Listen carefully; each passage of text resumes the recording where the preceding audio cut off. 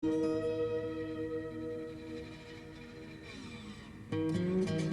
1846 to 1869, about 60,000 Mormon pioneers from the American states then existing and from countries in Europe crossed the prairies.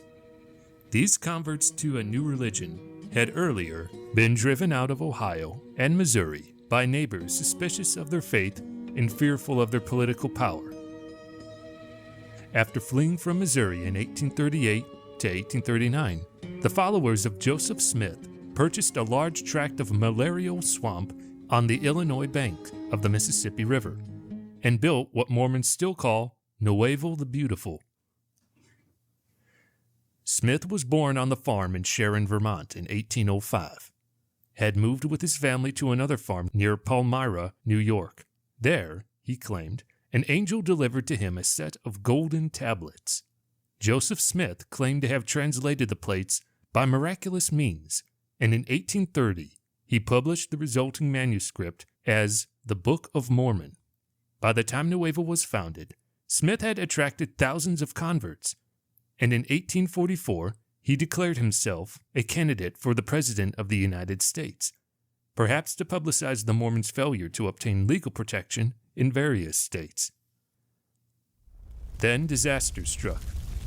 Growing fear of the Saints, political and economic strength in Illinois, rumors of polygamy, a Mormon militia nearly 40,000 strong, and finally, the Mormon leaders' high-handed destruction of the Nuevo Expositor, a newspaper published by dissenters, caused anti-Mormon sentiment to boil over into violent reaction. Warrants were issued for Joseph Smith's arrest on the charges of riot and then of treason. And although he feared, as he told his brother Hiram, that we shall be butchered, he gave himself up for trial at Carthage, Illinois. Joseph Smith was shot by an angry mob on June 27, 1844. 6 weeks later, Brigham Young, acting president of the 12 Apostles, assumed leadership of the bereaved church. The whole state, said Governor Thomas Ford of Illinois, is a mob. In September of 1845, when violence and vigilantism on both sides had reached fever pitch, Young and other leaders of the church agreed to leave Illinois as soon as grass grows and water runs. Actually, the Great Migration of the Saints began in early February. On February 9, 1846, with evacuation underway and nearly 2,000 Mormon settlers gathered on the banks of the Mississippi, Brigham Young looked back through the slanting light of the late afternoon and saw the great white temple of fire. If it is the will of the Lord that the temple be burned instead of being defiled by the Gentiles, amen to it, said Brigham Young. The fire, as it turned out, was a minor one, started by an overheated stovepipe. But after the saints left, a second blaze gutted the temple. Fierce windstorm destroyed part of the walls, and finally, the whole structure was razed. The Mormons had sold what they could at the buyers' tight-fisted prices, but much was left behind unsold, including land across the river in Iowa. The journey across Iowa was a terrible one. Animals fed on limbs and bark of trees as grass had not started, Orson Pratt wrote in his diary. Heavy rains turned the trail into a quagmire. Mud seized at the wagon wheels, and at night froze hard.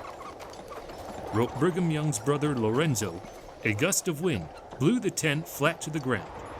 The rain came down in torrents so fast that it put out the fire.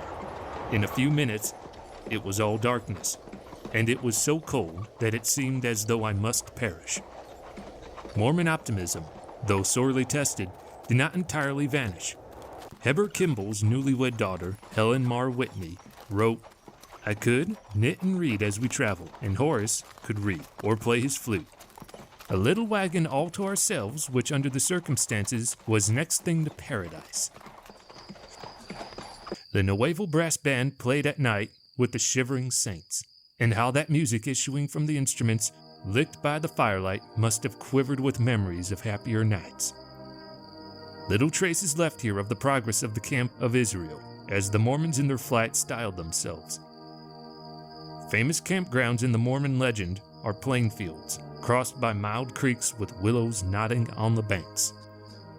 The Camp of Israel, after considerable disorder at the outset, became probably the best organized migration in American history. Formed into companies of 100 families, each under a captain, every wagon train was supported by the skills of artisans, blacksmiths, carpenters, and so on. Each woman was a cook and a seamstress. Each man was a herdsman or farmer, and when needed, arose a soldier. The camp marched under the discipline of faith, and Brigham Young, as its Moses and its commanding general, issued prayers, exhortations, or reprimands as circumstances required. The progress west through Iowa in 1846 was, for the Saints, as for all those who passed that way, a matter of crossing rivers. Locust Creek, just east of the modern-day town of Sewell, Iowa, is surely the most famous stream in Mormon history. Here, William Clayton, official clerk of the Exodus and strong right arm of Brigham Young all his life, wrote the words of the hymn that most deeply stirs Mormon hearts, "Come, come, ye saints."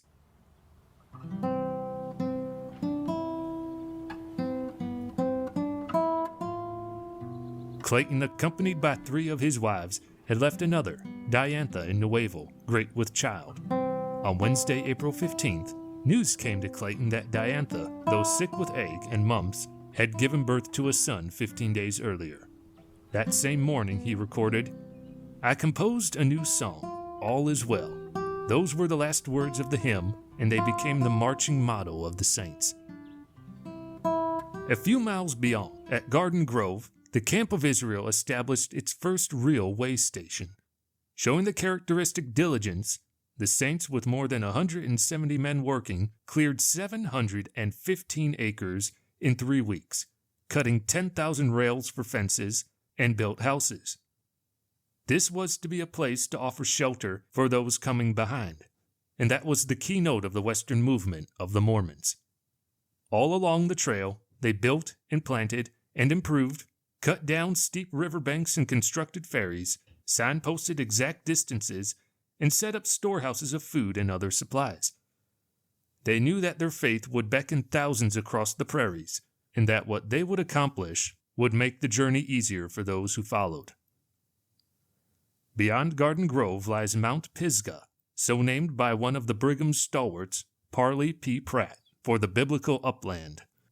Here in the first 6 months of 1846, bedded, sometimes in caves, an estimated 150 pioneers died of the scourges of the trail: black scurvy, cholera, typhoid, tuberculosis, or in childbirth. Before the site was abandoned in 1852, perhaps as many as 800 died here. Even greater suffering was yet to come. The Saints crossed the Missouri River at Council Bluffs and set up a new camp in Indian lands. This encampment on the Missouri, at what is now the Omaha suburb of Florence, Nebraska, became known as Winter Quarters. A memorial plaque in the Mormon Pioneer Cemetery says that of the 3,483 Saints who wintered here in dugouts, sod houses, and rude log cabins, more than 600 died of fever and other ailments. Neither the medicinals of the time nor the laying on of hands, a common means of healing among the Mormons, availed against the epidemic. Love was the ultimate therapy. As Patty Sessions, one of the midwives, lay gravely ill, Brigham Young came to her. To the woman nursing her, he said, "You must all hold on to her as long as she breathes." In this case, love worked its miracle. Mrs. Sessions recovered and lived to the age of 98. As spring approached, nearly 10,000 Mormons were encamped on both sides of the Missouri River, about 3,500 in winter quarters, and the remainder at Mount Pisgah, Garden Grove, and Council Bluffs in Iowa, or scattered along the trail, working to raise money for the Camp of Israel.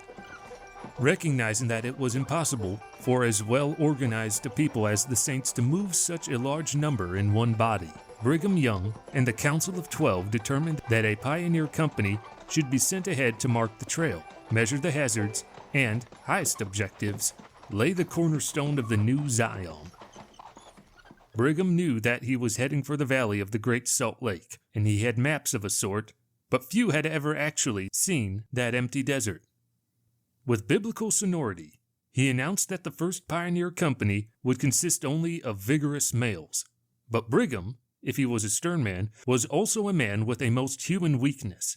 He loved his brother, Lorenzo, and he couldn't find it in his heart to refuse Lorenzo's plea to take along his ailing wife Harriet and her 2 children. Brigham then decided to bring one of his own wives, Harriet's daughter Clara, and Heber Kimball brought one as well, Ellen Sanders. When the expedition started west in April 5th, 1847, it numbered 142 men and boys, 3 women, and 2 children. There were 72 wagons, 93 horses, 52 mules, 66 oxen, 19 cows, and 17 dogs. Wilford Woodruff, later to be the church president, who in 1890 suspended the practice of polygamy, had prepared soberly for the journey.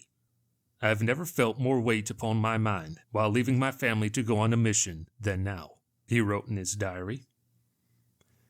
On April 18, reports Woodruff, President Young called the captains together, 14 men including Woodruff, 1 for every 10 saints in the company, and gave them instructions to travel in the morning, 2 abreast, and let all who were not driving teams carry their guns capped and loaded and walk by the side of the wagons. Let no man go away hunting to get out of sight of the camp. The bugle was to be blown at 7:30 at night, when all was to go to prayer and retire to bed. The bugle will blow at 5 o'clock in the morning, and 2 hours will be allotted to the camp to arise and pray, breakfast, feed horses, harness, and start the blowing of the bugle at 7 o'clock. There were scarcely 2 trees between the Grand Island and Fort Laramie, a distance of 300 miles. Among the rare signs of humanity were the occasional Indians who appeared on the horizon and sometimes ventured closer. But for the whole 111 days of their trip to Salt Lake Valley, Brigham's men had no real trouble with the Indians. Perhaps the pioneers realized that Indians, who were usually described as thieves by the white men passing through their territory, were in truth toll collectors. That was a concept Brigham Young would have understood and approved. In that broad plain, on May 1st, the pioneers had their first buffalo hunt. It was a wild affair, with Mormon horsemen more than once in peril of being tumbled by the great beasts. Heber Kimball borrowed a 15-shooter and joined the rest. Women and children watched in amusement as Heber Kimball dropped his reins trailing while he aimed the big rifle and galloped precariously in the dust among the beasts. 12 buffalo were killed, and the saints feasted. They saw antelope, wolves, and a myriad of birds as well as bison, and on May 18th, Brigham Young sharply reproved the hunters for shooting so much meat when it was not needed. By the 1st of May, the company had crossed the 100th meridian, which lies near the present-day town of Cozad, Nebraska. West of this line, there is insufficient rainfall to grow unirrigated crops. There the imaginative traveler can scent the parched wind of the great American desert. If the Mormons did not know what a fateful line they had crossed, they nevertheless missed few landmarks and few natural phenomena. Their man of science, Orson Pratt, took daily measurements with barometer and compass, and partway across Nebraska, the company's jack-of-all-trades, Appleton Harmon, installed a remarkable device designed by Pratt and William Clayton that was activated by a screw and a wheel of 60 cogs and measured mileage. They called it a road meter. Mounted on a wagon wheel, it provided an accurate measure of elapsed distance on the way west. When the Mormons reached the site of present-day Kearney, Nebraska, they remained on the north bank of the Platte River. And this is what distinguishes the Mormon Trail from the Oregon Trail in this section. The latter ran along the south bank. The Mormons chose the north side, not so much to isolate themselves across the shallow stream, as to avoid competing for grazing and campsites. From here it was 300 miles to Fort Laramie along a broad, flat floodplain, a natural highway running between low bluffs. The Platte was a godsend, for it provided water and forage and easy passage.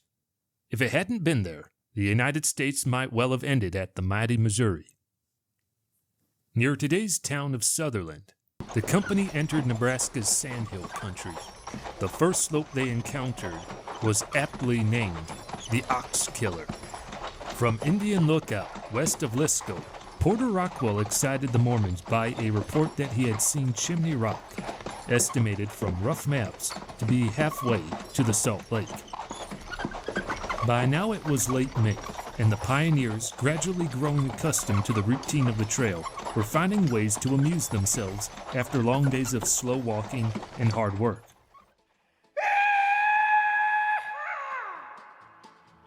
Music and dancing have always been part of the Mormon way, but on May 28th, a lively dance and musicale, joined by 3 black slaves who accompanied the pioneering company, had gone on too long. The next morning, Brigham assembled the company, mounted a wagon, and issued one of the tongue lashings for which he was to be as famous in his lifetime as it was for his piousness.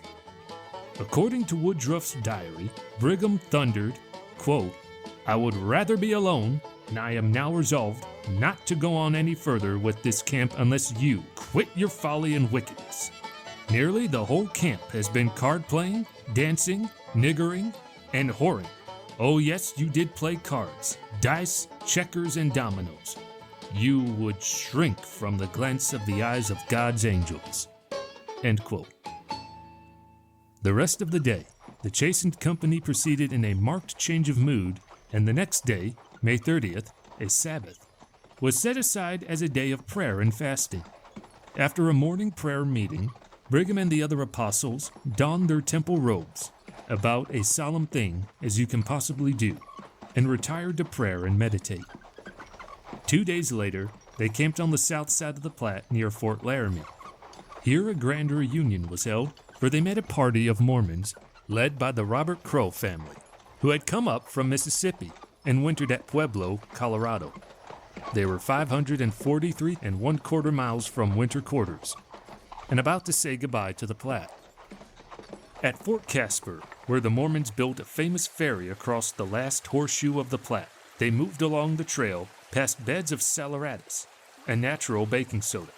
They were pleased with themselves when it made their bread rise. They also washed their hair in sagebrush, and drank so much of an herbal brew that it's still known to some as Mormon tea. They climbed a long hill and passed through the Immigrant Gap, so mild a gateway to the west that one would not know he was there unless it had been told. Martin's Cove is a name solemn in Mormon folklore. A rifle shot west of Independence Rock, a hump of soft stone covered by carved initials of pioneers, a grim reminder of death in the snow. Here on November of 1856, 576 members of Handcart Company No. 4, led by Captain Edward Martin, were trapped by an early blizzard. They had walked across the plains, trundling all their belongings in high-wheeled carts. Though a rescue party from Salt Lake City reached them, 145 died here. Next to the Platte, the most important stream on the trail is the Sweetwater, which washes the base of Independence Rock and then meanders across the trail in many fordings for the next 93 miles. The Sweetwater has its great monument when it plunges through Devil's Gate, a massive split rock 375 feet high just east of Martin's Cove and west of Independence Rock. Then it becomes a whispering brook, humble, hardly noticeable, but lifter of the cup of life to all who passed through the thirsty country to the mountains. On June 28th at the Little Sandy, some miles west of the Divide, the pioneers met Jim Bridger, most famous of the mountain men, and, with good fortune that must have seemed divinely inspired to the Mormons, one of the few white men who had seen the Salt Lake Valley. His trading post, Fort Bridger, was 100 miles to the southwest. He spent the night in camp, yarning until well past the saints' bedtime, giving Brigham and the others all manner of information and encouragement. He did wonder if wheat and corn would grow in the valley, considering the coldness of the nights. At Fort Bridger, the Mormon trail diverged from the others that went west. The Oregonians and Californians turned north. The Mormons turned south and west toward the famed Wasatch Range. On June 30th, While encamped on the banks of the Green River among the wild apple trees and wild roses, Brigham's men were joined by Samuel Brannan, a Mormon who had left New York by ship on February 4th, 1846. He and his company had sailed around the Cape Horn and found a Mormon colony in San Francisco Bay. He sang the praises of the California climate, but Brigham would hear none of it. He was leading the saints to sanctuary. They would make up their own paradise in the desert, perhaps even their own country. In subsequent years, patriotism was instilled in every Mormon, but the times in which these fugitives fled were times of disillusionment with a federal government. On July 4th, one of Brigham's company, Norton Jacob, wrote in his journal, "This is Uncle Sam's day of independence. Well, we are independent of all the powers of the Gentiles, and that's enough for us." Like many others in the company, Jacob, as he wrote, lay ill with a malady the pioneers called mountain fever. Historians speculate this may have been either Rocky Mountain spotted fever or Colorado tick fever, both carried by wood ticks. It was excruciating, with pains in the joints and headache and fever, and sometimes delirium. But the sickness was not fatal, and it passed after a few days. By the time Norton Jacob was stricken, the Pioneer Company was only about 100 miles from its goal. But these would be the most difficult miles of the journey. On July 12th, Brigham Young himself was stricken with mountain fever. Evidently, he had a particularly bad case, for Brigham, the Lion of the Lord, was unable to rise from his pallet. Still, he was not too sick to keep the saints from their labor. A party was sent ahead to build a road through the mountains. At these higher elevations, water froze in the buckets at night, even in July. The men found snow in the shade and had a snowball fight. But elder was in the flower, gooseberries were ripe, and, prophecy of fertility, wild roses and wild wheat and other alpine flora bloomed by the banks of clean rushing streams. The work party slashed at tangles of willow, manhandled rock, and laid the crude road. The wagons, mile by painful mile, came on. Willow stubble slashed at the hooves of oxen and horses. One man's wagon, with 2 children inside, overturned, but fortunately there were no injuries. The Mormons passed through Echo Canyon, over Big Mountain and Little Mountain, and down Immigration Canyon, and then, on July 24, 1847, Brigham Young came into a full view of the valley of the Great Salt Lake. Still feverish and weak, he was lying on Wilford Woodruff's carriage, and he lifted himself to look upon the promised destination. Many years afterwards, Woodruff was to recall that Brigham at that time said, "It is enough. This is the right place." It has often been remarked that if Brigham Young did not actually say that, he would have. What Woodruff himself said on the very day, as recorded in his journal, expresses the soaring song in his heart. Quote, "Land of promise, held in reserve by the hand of God for a resting place of the saints. Our hearts were surely made glad to gaze upon the valley of such vast extent, entirely surrounded with a perfect chain of everlasting hills and mountains, covered with the eternal snows, towering toward heaven." Others had come down into the valley 2 days before them. 5 acres of land had already been put under irrigation, and a crop was in the ground. Tradition says that Brigham thrust his cane into the soil and selected a site for the temple. Quote, "And we will have a city clean and in order," he decreed. And so ever since they have.